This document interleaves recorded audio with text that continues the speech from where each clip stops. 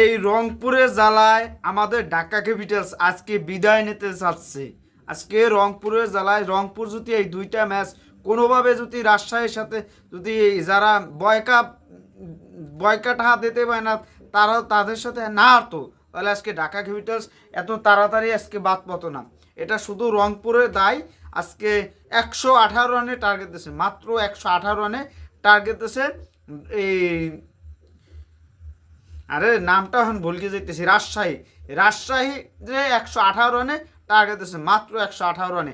আর এখানে আবার রাজশাহী এই সিলেট কাজটা করছে কি, সিলেট কাজ করছে আজকে এটারে মুন্সিরি লয় নাই, রঞ্জিত লোকদের লয় নাই। মানে এই অবস্থা, তারাও চাইতেছে যে আজকে হারি, সমস্যা নাই, আমরা একটা বেচা কিনা দিই, একটা হারা দিই। হারা দিলে রাজশাহী উঠকে যাবে দ্বিতীয় রাউন্ডে। আজকে রাজশাহী ওঠার মতন পর্যায়ে চলে আসছে, বেনেছে 118 রান। এটা আজকে আর ফেরবে না, আজকে ম্যাচ জিতবেই রাজশাহী, আজকে জিতবেই। বিদায় ঘন্টা বেজে গেছে ঢাকা ক্যাপিটাল। শুধু রংপুরের জন্য ঢাকা ক্যাপিটাল বিদায় নিল, রাজশাহী দ্বিতীয় রাউন্ডে উঠে গেল। আমার প্রত্যাশা যে আজকে কোনোভাবেই আজকে রাজশাহী হারবে না, এই ম্যাচ কোনোভাবে হারবে না, যত কষ্ট হোক আজকে রাজশাহী জেতার চেষ্টা করবে।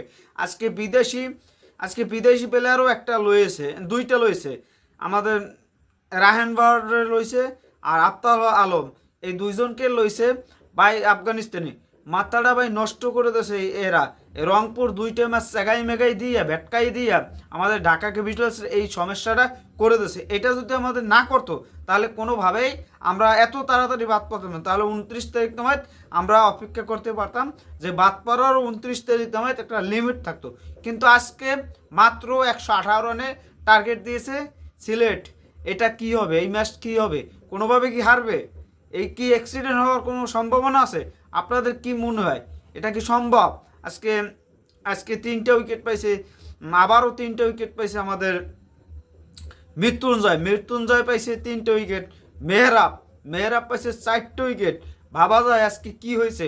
তাসকিন পাইছে একটা। মানে এই টিমটায় কি বলবো, ভাষা হারিয়ে বললে, তারা টাকা দিতে পারে না, তাদের খেলাটা পারফরমেন্সটা অসাধারণ খেলছে। তাদেরকে খেলাপ জানাই যে অত সুন্দর ভালো খেলার জন্য।